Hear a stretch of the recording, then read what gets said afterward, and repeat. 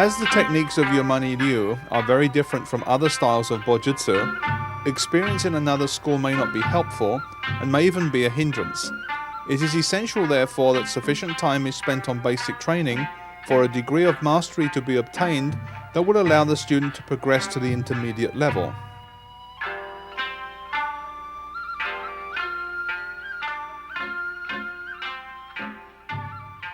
One of the distinctions of the Yumani school of Bojutsu is the emphasis placed on the strong and correctly formed grip, and the ability to modify that grip safely to suit the prevailing circumstances.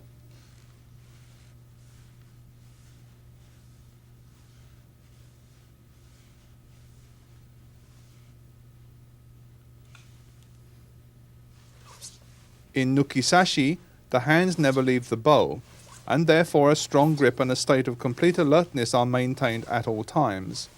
Nukisashi technique allows the grip and the length of the weapon relative to the opponent to be adjusted by sliding the hand smoothly along its length. This exercise develops a strong grip and correct timing that, with footwork and body movement, are the essential elements in the correct performance of Yamanni-Ryu technique. Unlike other schools of Bojutsu, Yamani technique is performed in a continuous, smooth, flowing manner. Repetitive exercises like this help develop dexterity, rhythm and timing, which prepare the student for training in more advanced techniques.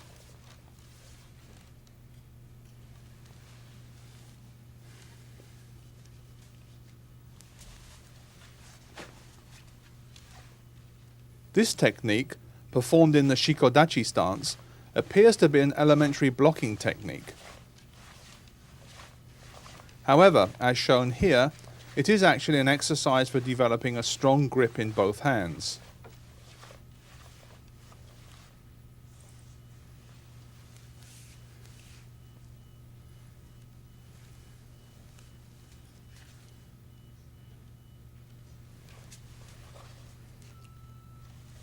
This is the practice method for the horizontal side strike, as it is performed in the kata Tsuuji no kun.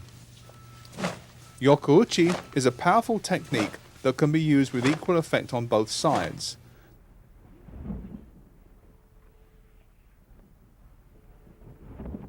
The power with which it is applied is generated by the legs and the hips, and the close proximity of the technique to both means that little energy is lost in transmission. As is almost always the case in the martial arts, power comes from a strong stance and dynamic hip rotation, and is focused in the center of the body.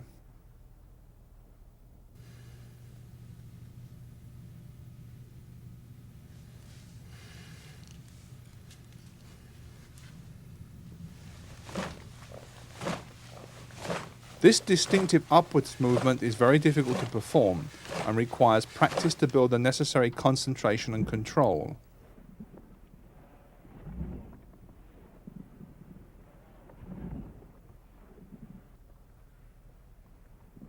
Long-term training develops strength in the sides of the body as well as a powerful hara, the point close to the navel from which, in the martial arts, focused power flows.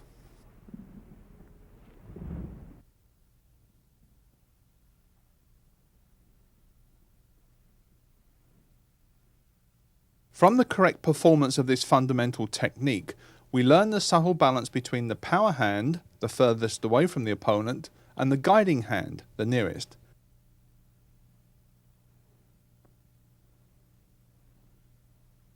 Even when performed slowly, the technique should make the weapon sound as if it's cutting the air.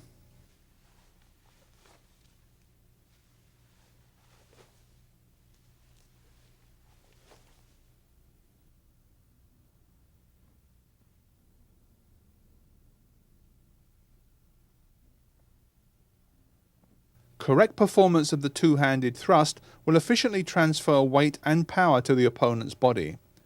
Keeping the bow close to the body at all times, aim directly at your target.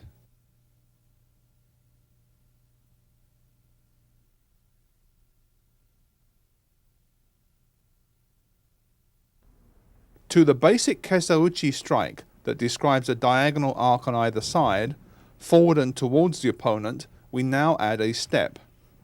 This makes the relationship of arm and leg movement much clearer to the performer, develops coordination and good technique, as well as correct timing and effective striking power.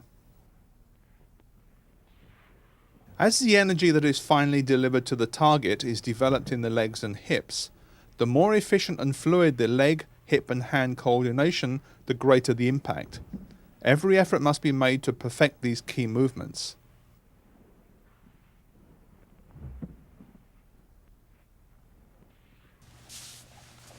Diligent practice produces a smooth, fluent movement that is the signature of the school and the envy of all weapon enthusiasts.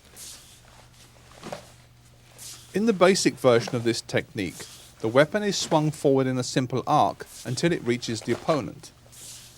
In this, the more advanced application, the bow is swung in an arc and then thrust forward to deliver an effective blow.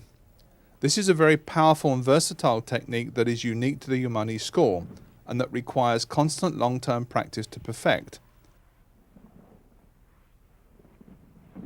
The force developed is so great that when this technique is performed by the most senior instructors, the stoutest white oak bow will bend noticeably along its entire length.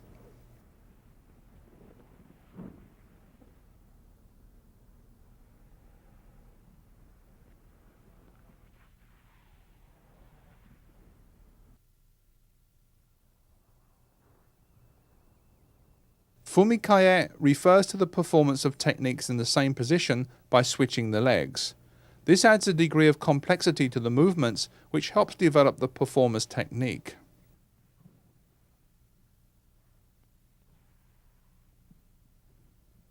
As the techniques are performed, the hands are steered back and forth as the stance is changed, but never actually leave the weapon.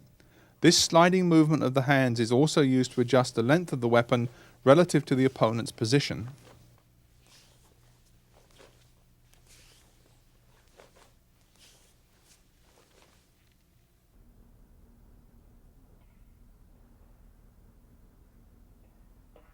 To this combination of basic techniques is added a circular block. The performance of these techniques on both sides teaches the correct positioning of the arms, precise body movement, proper foot placement, and the all-important application of power.